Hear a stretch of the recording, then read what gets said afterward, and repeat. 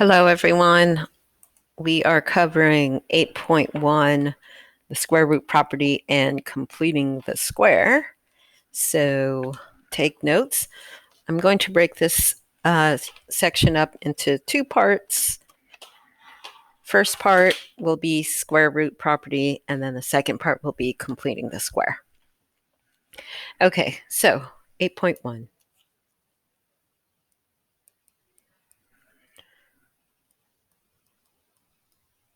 Square root property.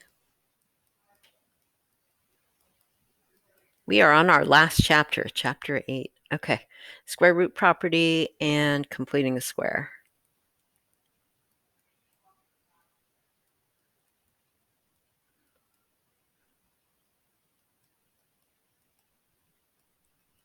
Barely enough room. Okay. All right. So, we are going to be using these here. Well, let's start with the square root property.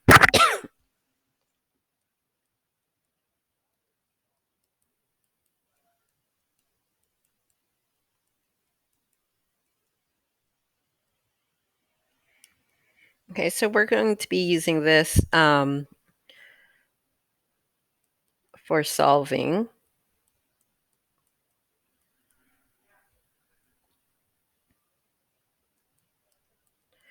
quadratics, but certain quadratics.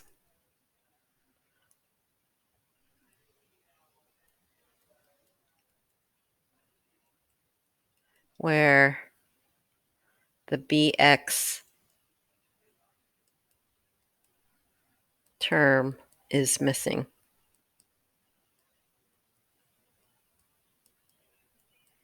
In ax squared plus bx plus c. Okay, so if this middle term right over here is missing and you only have the x squared term and a constant, that's when you're going to use this square root property, okay?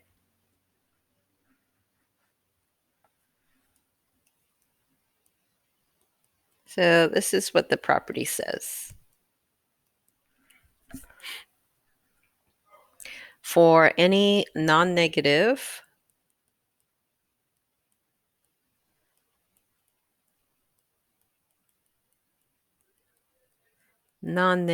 real number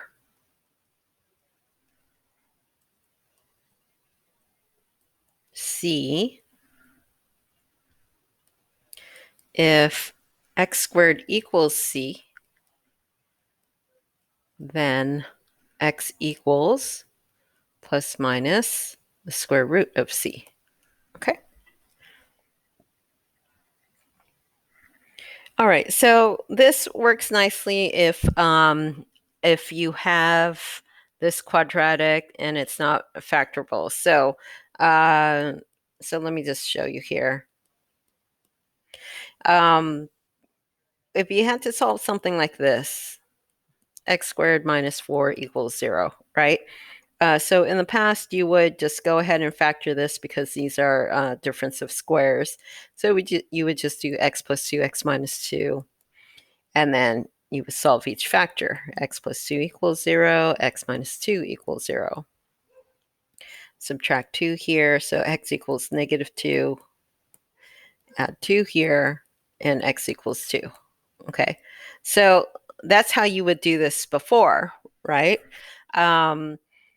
And you can continue to do it this way using factoring, or you can use the square root method. Okay, so let me show you here. Example 2. We'll do the same one. So we'll do the same problem using the square root property.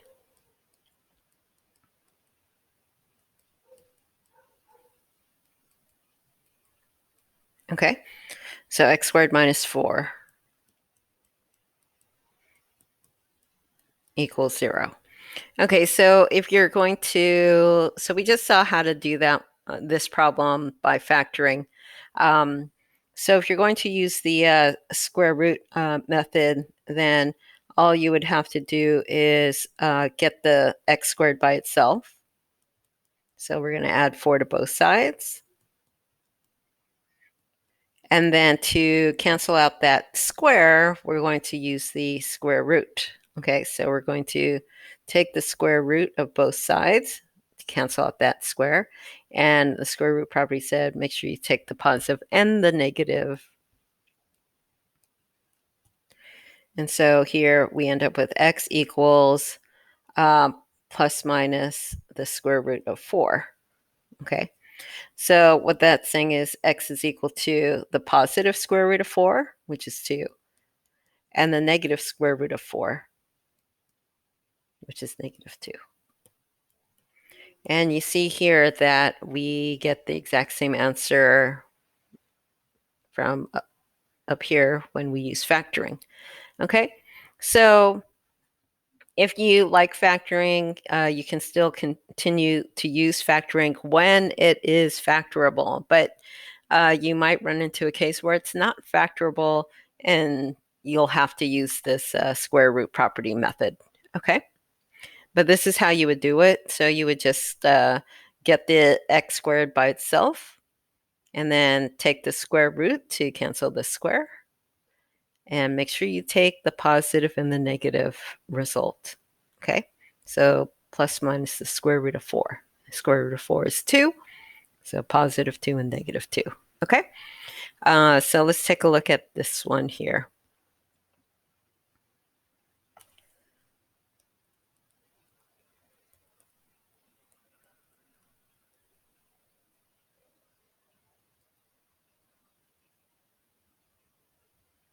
Okay, suppose that I have x squared minus 12.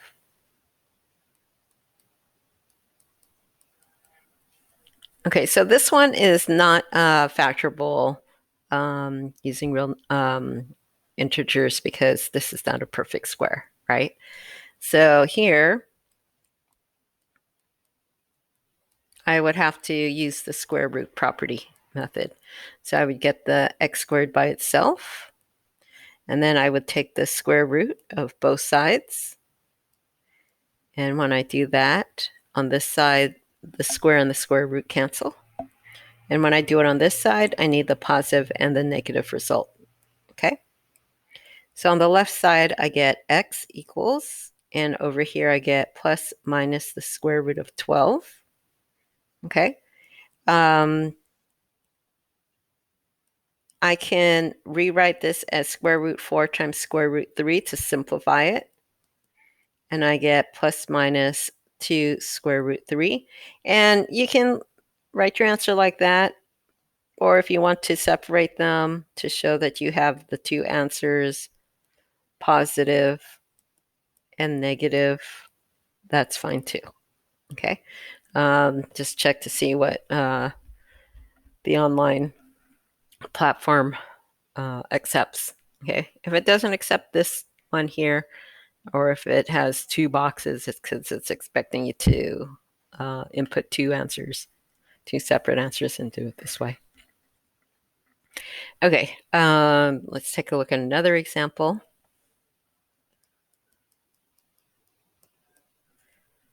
Let's go ahead and solve x squared minus 24 equals 0. Okay, so x squared minus 24 equals 0. Again, these are not perfect squares, so I'm not going to factor this. I will use the square root method. So x squared equals 24, and then I'm going to take the square root of both sides. And that will cancel there. And I need the positive and the negative result. So I get x is equal to plus minus the square root of 24. But I can break up the 24 using 4 times 6. And so x equals plus minus 2 square root 6. Okay. Again, you can write it like this, or you can write them separately. Positive, negative. Okay.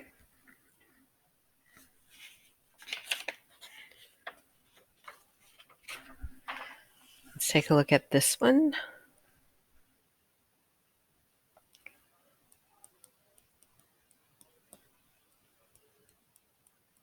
Let's solve 4x squared plus 25 equals 0. Okay. So again, this one is not factorable over the reals. So I need to use the square root method. So I have to get the x squared by itself.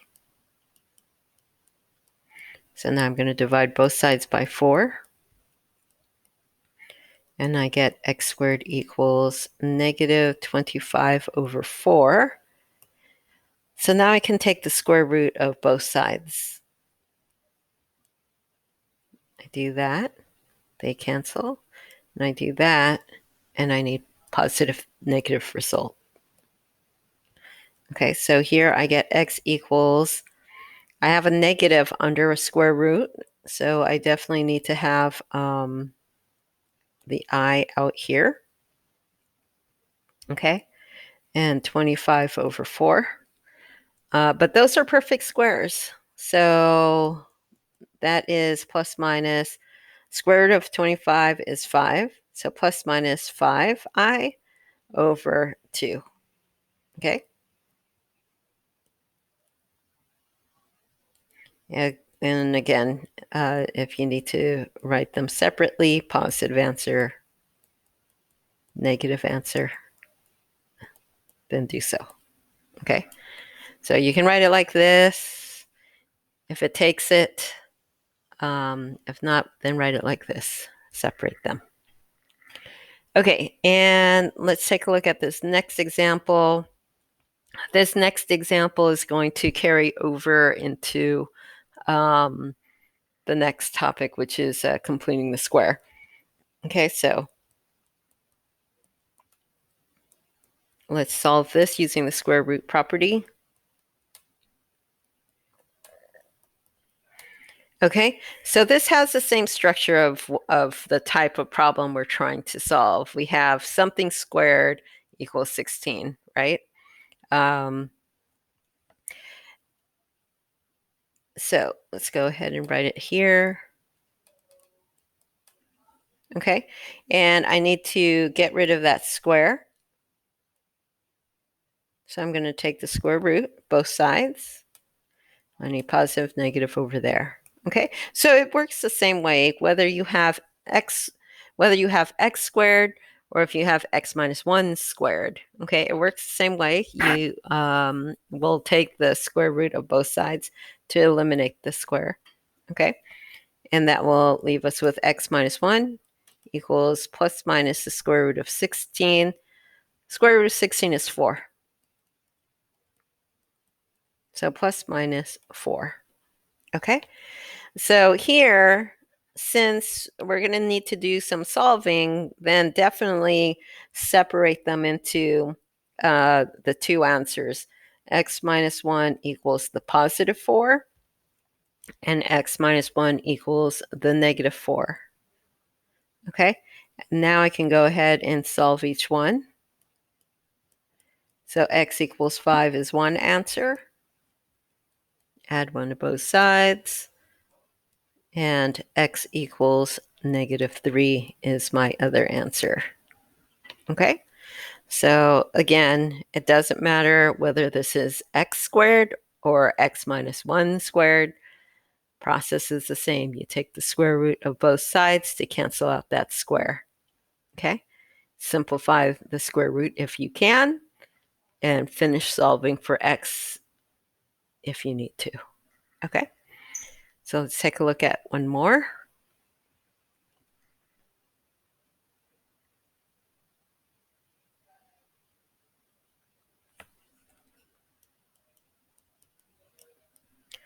Okay, you might get one of those problems where it's asking you to do the exact same thing as what we were just doing, but it's asking it in a weird way.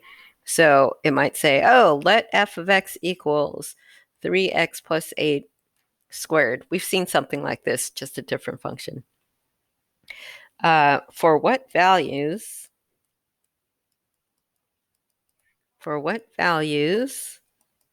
of x is f of x equal to 6?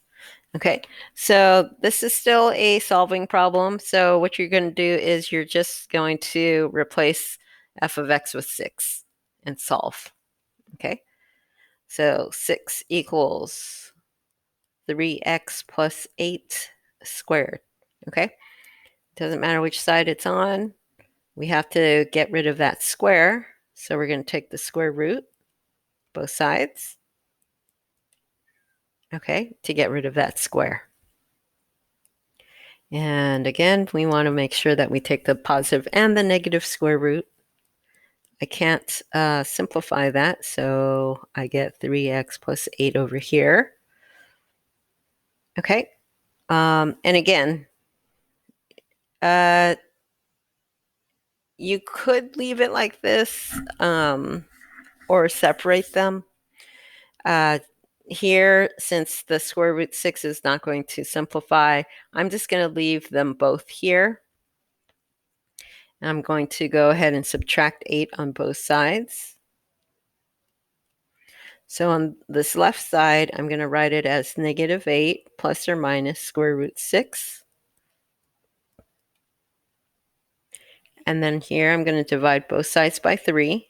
Make sure you do the entire side here. And this would be my answer. Negative 8 plus minus the square root of 6 over 3.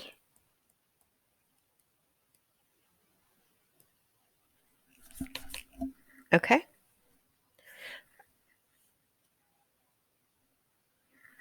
All right. Let's go ahead and I'm going to have you guys try one. Go ahead and try this one just to make sure. We'll do one just like that. Okay. All right. Go ahead and try this. For here, let f of x equal 4x plus 11 squared. For what values of x is f of x equal to 3? Okay, so remember, just replace, go ahead and try it. Okay, and then just come back and check. Hit the pause button if you haven't. Okay, so we're going to go ahead and let f of x, we're going to replace the f of x with 3. So it's going to say 3 equals 4x plus 11 squared. Now I want to get rid of that square, so I'm going to go ahead and take the square root to cancel that. What you do to one side, you have to do the other. The square root of 3 doesn't simplify, so I'll just keep it as plus minus square root 3. And then over here, 4x plus 11. I need to solve for x, so I need to subtract 11 on both sides. Negative 11 goes out here on the left, equals 4x, and then divide both sides by 4. Make sure you do the entire left side. Okay, so the final answer will be negative 11 plus minus square root 3 all over 4. Okay. All right, very good. Try this one as well. Try this. Solve.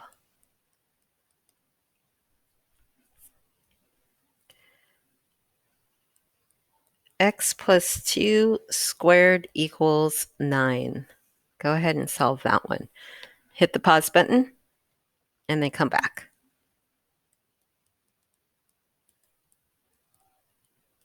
Okay, I'm going to take the square root to cancel out the square root here, but I want positive and negative results. I get x plus 2 equals plus or minus the square root of 9, but the square root of 9 is 3. So I get plus minus 3. Okay? If I subtract 2 at this point, okay, then I get x equals, and I'll write the negative 2 first, plus minus 3. So I have these two problems I need to work out. I need to do negative 2 plus 3, and I also need to do negative 2 minus 3. And that's how you'll get your two answers. Okay, so I need to do x equals negative 2 plus 3, and I also need to do negative 2 minus 3. Okay, so here x equals to 1, and over here x equals negative 5. Okay, whether you split them up here or if you split them up here and then you subtract 2, it's fine. You should still get the same answer. Okay. All right. So that is it for part 1. Stay tuned for part 2.